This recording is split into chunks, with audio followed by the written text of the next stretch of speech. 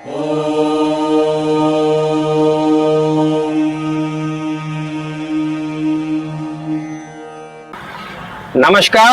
साथियों, मैं दर्शन सिंह। आज हम बात करेंगे new Noida, new greater Noida का डेवलपमेंट किस तरह से होना है और क्या ऐसी नई नीतियों के आधार पर यहाँ पर अधिग्रहण होने की उम्मीद है। दरअसल ऐसा है कि प्राधिकरण ने यहाँ अधिग्रहण की बात तो कही है, लेकिन अभी तक बहुत सारी चीजें असमंजस में हैं।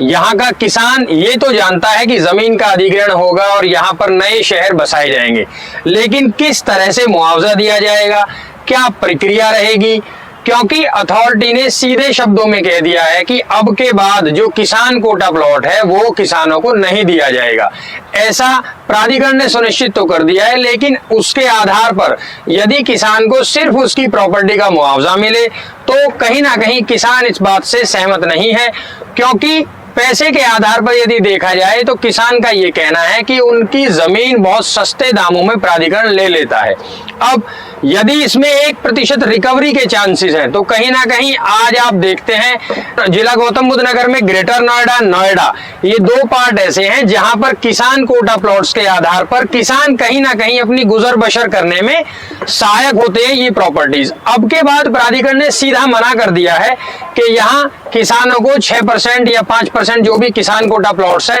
वो नहीं मिलेगा। तो किसान इस बात को लेकर बहुत डाउट में है कि आखिरकार अगर उसे उसकी प्रॉपर्टी का पैसा मिलेगा तो ये तो बहुत बड़ा नुकसान हो जाएगा। भविष्य में उसके पास सिक्योरिटी के लिए ऐसी क्या चीज रहेगी जिससे कि वो अपनी आकस्मिक जो जरूरतें आन पड़ती हैं उसके लिए अपनी गुजर बसर कर सके। साथियों, इसमें अभी तक ये क्लियर नहीं हो पाया है कि यदि किसान कोटा प्लॉट प्राधिकरण नहीं देता है तो उसके अलावा फिर किसान को किस तरह का बेनिफिट दिया जाएगा, क्योंकि पैसा देना या मुआवजे की दर को बढ़ा देना यही एक सॉल्यूशन नहीं है। कहीं ना कहीं किसान को इससे संबंधित ऐसा प्रॉपर्टी का पार्ट मिले जिससे वो भविष्य में अपनी कॉमर्शियल इनकम या अपनी मंथली इनकम को बढ़ा सके। तो उसी को ध्यान में रखते हुए साथियों, अभी कुछ समय पहले गुजरात में भी एक पॉलिसी के आधार पर अधिग्रहण किया गया जिसको लैंड पूलिंग पॉलिसी कहते हैं। इसमें क्या होता है कि कहीं कहीं यह भी देखा गया है कि जैसे सपोज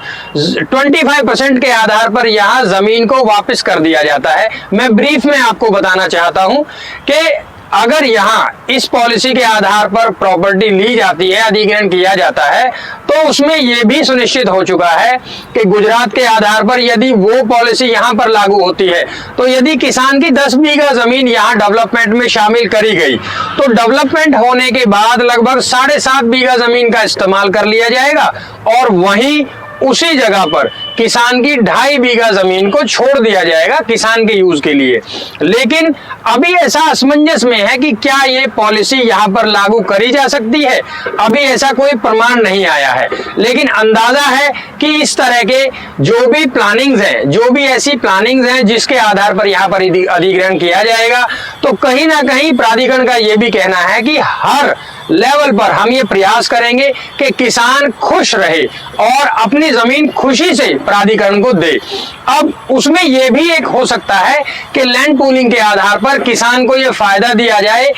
तो मेरा ऐसा मानना है यदि ये पॉलिसी यहाँ पर लागू होती है तो किसान कहीं ना कहीं किसान कोटा प्लॉट से ज्यादा फायदे में इस आधार पर रह सकते हैं, क्योंकि इस पॉलिसी के आधार पर किसान को डेवलपमेंट के साथ साथ उसकी जमीन का बड़ा हिस्सा मिलेगा। लेकिन साथियों, कई बार इसमें बहुत सारी ऐसी टर्म्स एंड कंडीशंस होती हैं जो कहीं ना कहीं हाइड होती हैं। अब उन बहुत सारी चीजों को तब हम जान सकते हैं जब यहाँ पर अधिग्रहण की शुरुआत हो और इस पॉलिसी से संबंधित सभी नियम व शर्तों को पब्लिकली पब्लिश कर दिया जाए, यानी हम तक वो जानकारी पहुंच जाए कि अब जो अधिग्रहण हमारी जमीन का किया जाएगा उसमें इस नियम के तहत यहाँ पर अधिग्रहण होगा और हमें हमारी जमीन जाने के एवज में मुआवजे के साथ साथ प्रॉपर्टी का जो परसेंटेज मिलना है या जो पार्ट मिलना है या जो लैंड पूलिंग पॉलिसी के आधार पर प्रॉपर्टी रिटर्न मिलनी है, वो सभी चीजें यहाँ किस किस तरह से मिले। तो अभी ऐसा क्लियर नहीं हो पाया है। ये एक आइडिया ऐसा है कि यहाँ ये पॉलिसी के आधार पर अधिग्रहण किया जा सकता है, क्योंकि जिला गौतम बुद्ध नगर में आप देखते हैं अलग अलग पार्ट से हम यहाँ एरियाज को जानते हैं। जैसे नोएडा अथॉरिटी ने नोएडा डेवलप किया, उसके बाद ग्रेटर नोएडा अथॉरिटी ने ग्रेटर नोएडा डेवलप किया, लेकिन उसमें भी 2 से 3 पार्ट अलग अलग बना दिए। एक greater Noida central, greater Noida extension और साथ ही साथ ग्रेटर नोएडा वेस्ट। तो तमाम ऐसा डेवलपमेंट है जो किया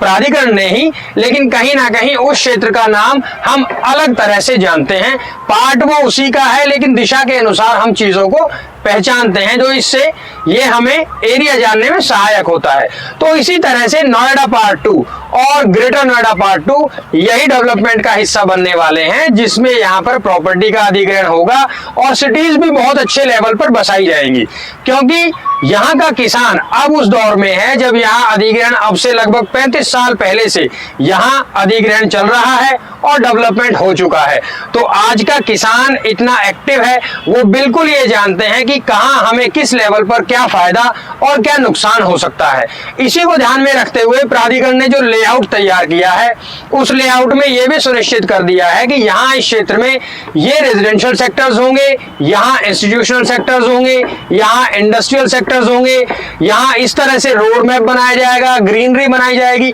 तो सबसे पहले डेवलपमेंट का जो लेआउट है वो बना लिया गया है। अब बात आती है तो ये कि किसान को किस तरह से खुश रख के उसके मन अनुसार यहाँ पे अधिग्रहण किया जाए। तो कहीं ना कहीं अभी चीजें अटकी हुई हैं, क्योंकि किसान तक ये जानकारी तो पहुंच गई है कि उनकी जमीन का अधिग्रहण होना है, लेकिन किस आधार पर होना है, क्या फायदे उन्हें यहाँ अधिग्रहण के साथ साथ दिए जाएंगे और किस तरह की चीजों से उन्हें फायदा पहुंचाने में प्राधिकरण सहायक होगा, अभी ये चीजें किसान तक नहीं पहुंच पाई हैं। इसीलिए कहीं ना कहीं किसान भी इस बात को लेकर संदेह में है और हमें भी हमारे कई जानकार, कई क्लाइंट्स ऐसे हैं जो कॉल्स करते हैं, मैसेज करते हैं और पूछना चाहते हैं कि हमारा यहाँ ये क्षेत्र कब तक अधिग्रहण में आएगा, किस किस आधार पर यहाँ पर अधिग्रहण होगा, मुआवजा मिलेगा तो कितना मिलेगा, किस दर से मिलेगा, हमारे लिए फायदा क्या होगा, इस तरह के तमाम सवाल करते हैं। लेकिन जैसा कि मास्टर प्लान 2041 के आधार पर प्राधिकरण ने ये कह दिया है कि अपने जो कुल क्षेत्र है जिसको डेवलप करने के लिए उन्होंने लेआउट बना लिया है,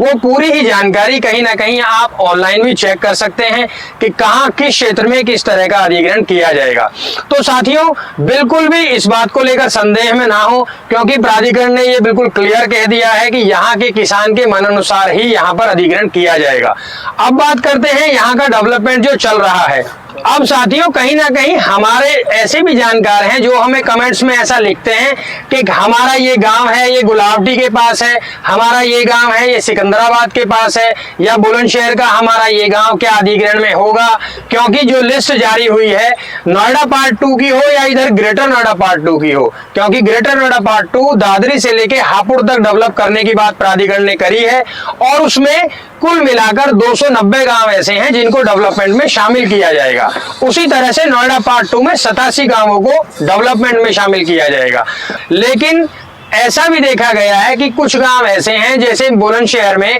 87 गांवों का अधिग्रहण होगा, उसके अलावा उसके नजदीकी गांव जो अधिग्रहण में शामिल कर लिए गए हैं, लेकिन उसके पड़ोस का गांव अभी शामिल नहीं हुआ है। तो ऐसा बिल्कुल ये मतलब नहीं है कि आप अधिग्रहण से बाहर हैं। ऐसा हो सकता है कि मास्टर प्लान 2041 के आधार पर जो लेआउट बना है उसमें आपके गांव को शामिल नहीं किया गया, लेकिन आगे ये डेवलपमेंट रुकेगा नहीं। निरंतर इसी तरह से मास्टर प्लान में बढ़ोतरी करते हुए प्राधिकरण अधिग्रहण करता चलेगा और ये जो अधिग्रहण होगा इसमें धीरे धीरे तमाम क्षेत्र को इसमें अधिग्रहण कर लिया जाएगा और ये बहुत सुंदर और बहुत अद्भुत शहर बसाया जाएगा। तो साथियों, मेरा यही कहना है कि यदि आप ग्रेटर नोएडा और नोएडा पार्ट 2 के विषय में कोई भी जानकारी लेना चाहते हैं तो नीचे स्क्रीन पर हमारा नंबर दिया गया है, क्योंकि ग्रेटर नोएडा पार्ट 2 और नोएडा पार्ट 2 के बीच का क्षेत्र एक ऐसा बॉर्डर क्षेत्र भी कह सकते हैं। जैसे कुछ गांव इस तरह आए हुए हैं जिनकी जमीन ग्रेटर नोएडा पार्ट 2 में है और गांव नोएडा पार्ट 2 में है।